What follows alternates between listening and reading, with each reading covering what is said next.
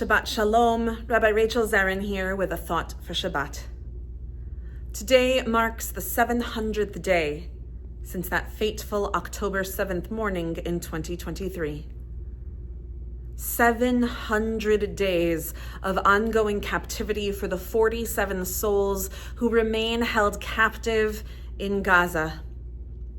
700 days of not being able to breathe free for those 20 to 22 hostages who are believed to still be alive.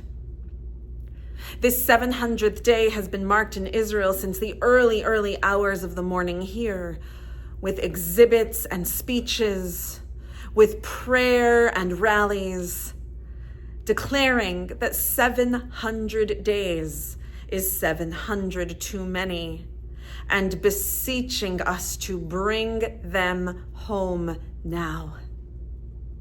Hostage Square in Tel Aviv is marked with a heartbreaking exhibit.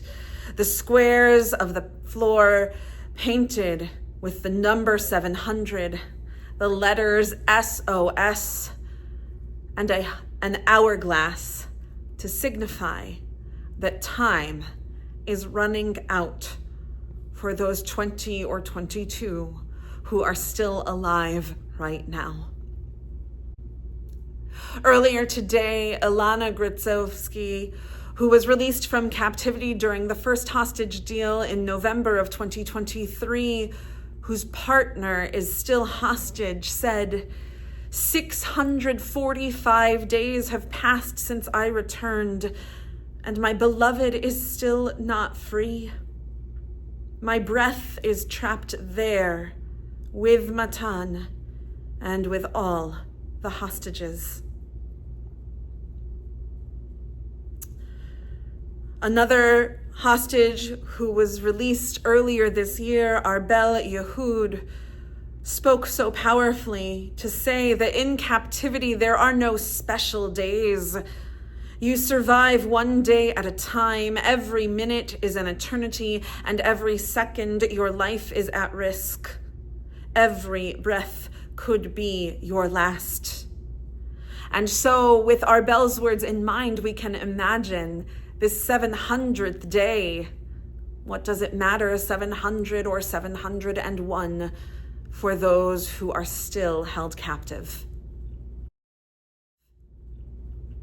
And yet, as we mark this 700th day, as we enter into this 101st Shabbat since these hostages were taken captive, we can note the significance of the time that has passed and pray for a change to come in the days beyond 700 that are coming.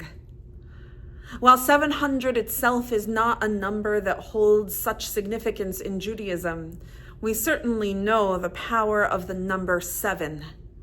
7 are the days of creation. 7 are the days of completion. 7 are the days in which we go from utter chaos, as the Torah describes in the very beginning, that the world at first, Bereshit, in the beginning, was tohu vavohu, primordial chaos, v'choshech merachefet al pnei hamayim, and darkness hovered over the face of everything.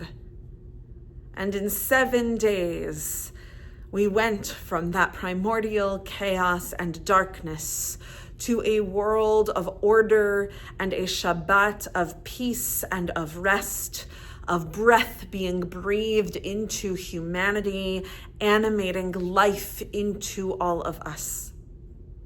And so, perhaps, just maybe, this 700th day, this 7 times 100th day, can also be for us a time when we move from primordial chaos and darkness to a breath of life and rest and peace, to wholeness and completion when our loved ones are returned home, and all of us, like Ilana Gritzovsky, can breathe once again because our breath is no longer trapped in Gaza with our hostages. I hope and pray that this renewal will come, that the world will be created anew, that the lives of those who continue to be held captive will be created anew in some way.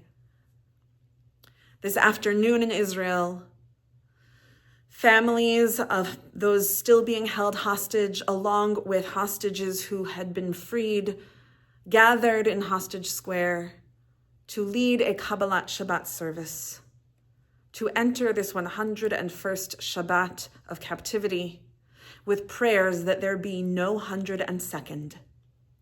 May we join them in prayer even from afar, and hope that this Shabbat brings a kind of new way of being, a creation of sorts for our own time that brings breath and wholeness and life and peace. Shabbat Shalom.